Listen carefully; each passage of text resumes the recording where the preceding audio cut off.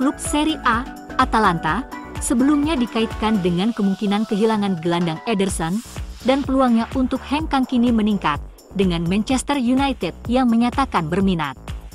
Daniel Longo telah melaporkan bahwa La Dea tengah berupaya mengikat pemain Brasil itu dengan kontrak baru, tetapi gelandang itu menunda pembicaraan tersebut karena ia tergoda oleh gagasan bermain untuk klub lain. Untuk saat ini, ia terpesona oleh gagasan bermain di Liga Primer. Sementara Juventus sangat tertarik pada pemain berusia 25 tahun itu, Manchester United memimpin perlombaan untuknya. Mereka telah memberitahu Atalanta tentang keputusan mereka untuk mengajukan tawaran, dan mereka kemungkinan akan menawarkan biaya sebesar 60 juta euro untuk mendapatkan pemain internasional Brasil itu. Juventus bersedia melakukan apapun yang mereka bisa untuk mengontrak mantan pemain Salernitana itu, tetapi Manchester United jauh lebih unggul dan kemungkinan kepindahannya meningkat.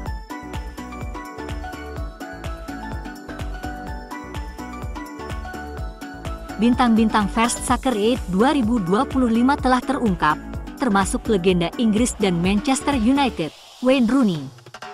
First Soccer 8 adalah ajang sepak bola selebritis yang ditujukan untuk penggalangan dana oleh organisasi amal.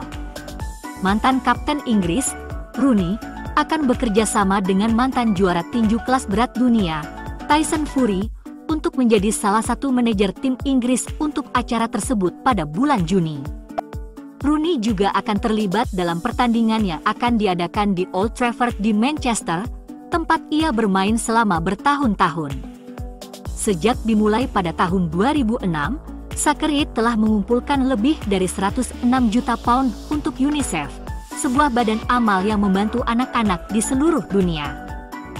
Pertandingan tahun lalu mengumpulkan lebih dari 15 juta pound saja.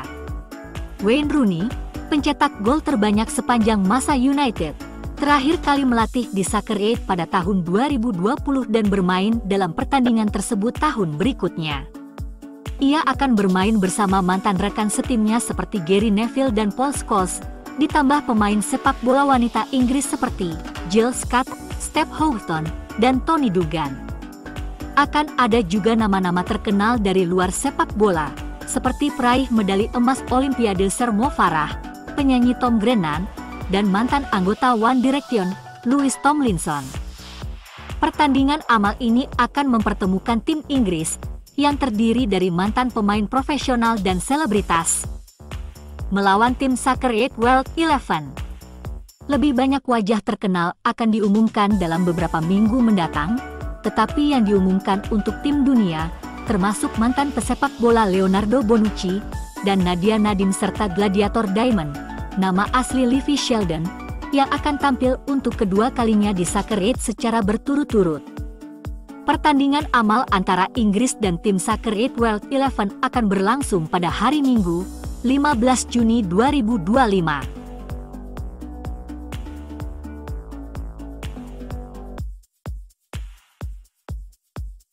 Sir Jim Ratcliffe telah menyampaikan pernyataan niat terbesar Ineos sejauh ini di MU, dengan rencana baru mereka yang ambisius untuk sebuah stadion. Arsitek Norman Foster sedang melaksanakan proyek tersebut. Sir Jim akhirnya mendapatkan keinginannya untuk membangun stadion baru daripada membangun kembali Old Trafford. Di tengah semua masalah di MU saat ini, stadion tersebut bisa dibilang berada di puncak masalah jangka panjang, dengan Old Trafford yang telah hancur menjadi sekam dari kejayaannya sebelumnya. Sikap apatis keluarga Glazer dalam melakukan hal-hal yang sangat minimal untuk menjaga agar stadion tetap berfungsi, telah menyebabkan stadion tersebut tertinggal jauh dari para pesaingnya di semua bidang. Oleh karena itu, stadion baru adalah satu-satunya alternatif yang benar, sedangkan pembangunan kembali stadion yang ada tidak ideal. Namun, pertanyaan yang menggantung di benak klub dalam kedua skenario tersebut adalah, di mana United akan bermain selama stadion baru dibangun, jika dibangun di lokasi yang sama dengan Old Trafford. Pertanyaan tersebut telah terjawab dalam siaran pers, karena United akan membangun stadion baru di sebelah Old Trafford, dan klub akan terus memainkan pertandingan mereka di stadion saat ini selama pembangunan. Kejelasan ini adalah skenario ideal ketika pembicaraan tentang stadion dimulai dan menghindari skenario mimpi buruk dalam dua hal, finansial dan persaingan. Pada saat Sir Jim mengklaim bahwa klub hampir kehabisan uang pada akhir tahun, pindah dari stadion, bahkan dalam waktu dekat bukanlah hal yang ideal. United memiliki Old Trafford dan terlepas dari semua kekurangannya, stadion tersebut tetap menjadi salah satu stadion terbesar di Inggris sehingga pendapatan dari hari pertandingan merupakan faktor yang sangat besar. Lalu ada faktor kompetitif untuk terus bermain di depan Stratford End, dan semua kenangan serta warisan yang dibawa Old Trafford. Dengan satu deklarasi, United telah menghindari kedua skenario mimpi buruk ini.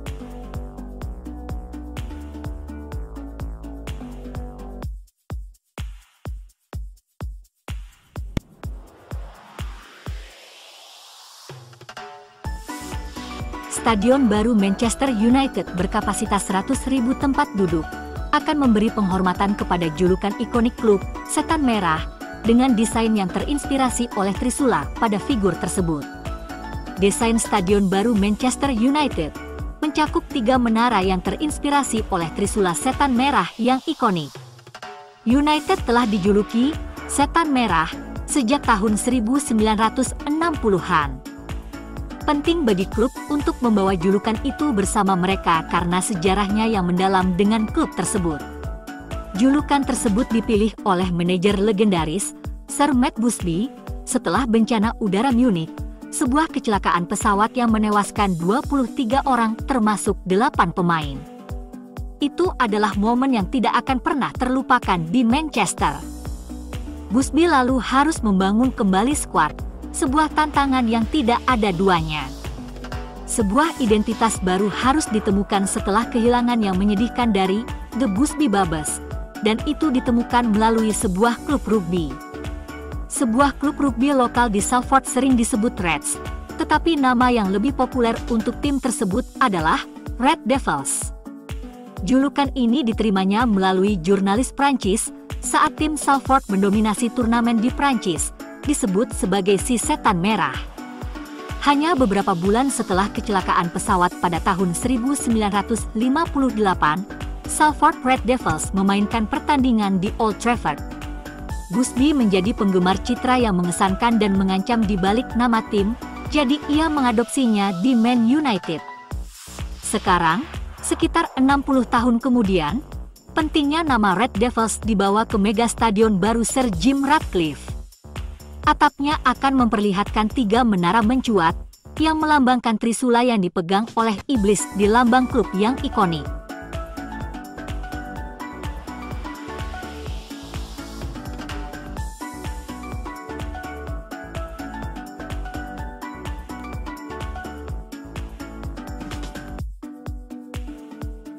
Ruben Amorim telah berjuang untuk mengeluarkan kemampuan terbaik dari sejumlah pemain Manchester United yang dimilikinya, sejak ia menggantikan Erik ten Hag November lalu. Pemain-pemain seperti Andre Onana, Rasmus Højlund, dan Joshua Zirkzee, semuanya pemain yang direkrut ten Hag, telah menjadi sorotan dalam beberapa bulan terakhir. Namun, pujian yang sepantasnya diberikan, pelatih kepala tersebut telah memungkinkan beberapa pemain The Reds untuk benar-benar berkembang dalam sistem barunya. Sebelum cedera, Amad Diallo menikmati musim paling produktif dalam karirnya, setelah akhirnya diberi peran sebagai pemain inti yang sangat pantas ia dapatkan selama setahun terakhir. Bruno Fernandes pada dasarnya telah menjadi satu-satunya pemain andalan The Red Devils sejak ia tiba di klub tersebut. Akan tetapi, bahkan ia menjadi korban dari penampilan yang stagnan di awal musim, ketika United benar-benar kacau. Itu terjadi hingga ia mengalami masa kebangkitan saat pelatih senegaranya mengambil alih. Kini, sang kapten membanggakan 8 gol dan 6 assist dalam 25 penampilan di semua kompetisi di bawah Amorim, menjadikannya pemain paling berpengaruh dan dapat diandalkan di tim sejauh ini. Kontribusi terbarunya adalah tendangan bebas sempurna yang memukau untuk memimpin melawan Arsenal pada hari Minggu, yang akhirnya memberi United 1 poin saat peluit akhir berbunyi.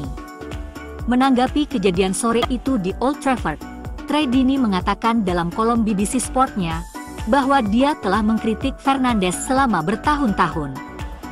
Sejak Amorim baru datang, ia telah menunjukkan karakter yang sama sekali baru. Jika Manchester United ingin mencapai tujuan mereka, maka mereka membutuhkan pemain ini. Mereka tidak bisa menyingkirkannya. Teknik tendangan bebasnya juga luar biasa.